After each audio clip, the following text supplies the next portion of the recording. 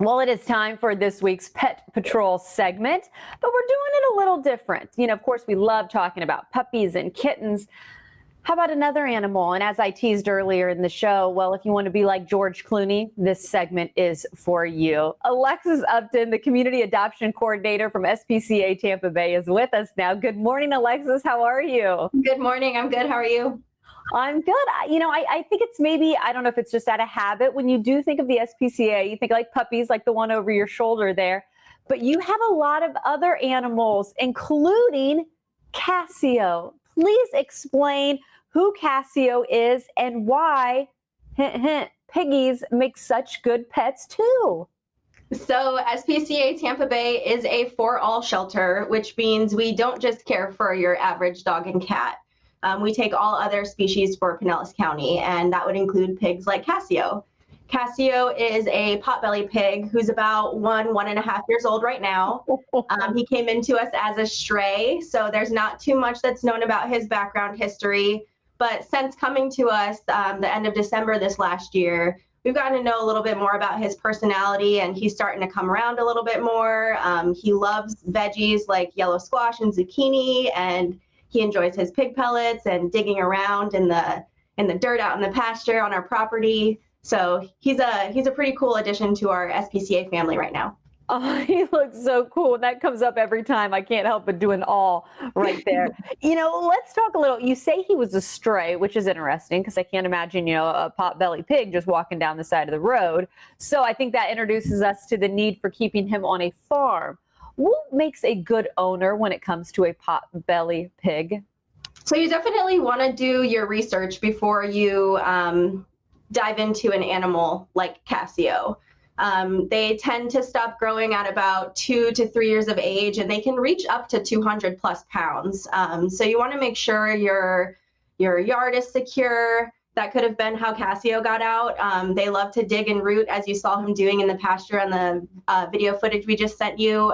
So making sure that he's got a secure yard, a place where he can soak and cool off, because pigs don't sweat like you and I do to cool off. So they need some sort of water or mud hole. They enjoy a shaded area to rest in, like hay bedding. They're also very smart though, so they could also be trained to be an inside animal. Do your research, of course, before coming out. You have to be zoned in Pinellas County to own animals like Cassio and other livestock. So just make sure you're doing everything right by him before coming out to make that big decision. Do your research, but I want to point out, though, you've had some great luck when it comes to other pigs. Explain how you just had an adoption for 2 other pigs you were able to adopt out?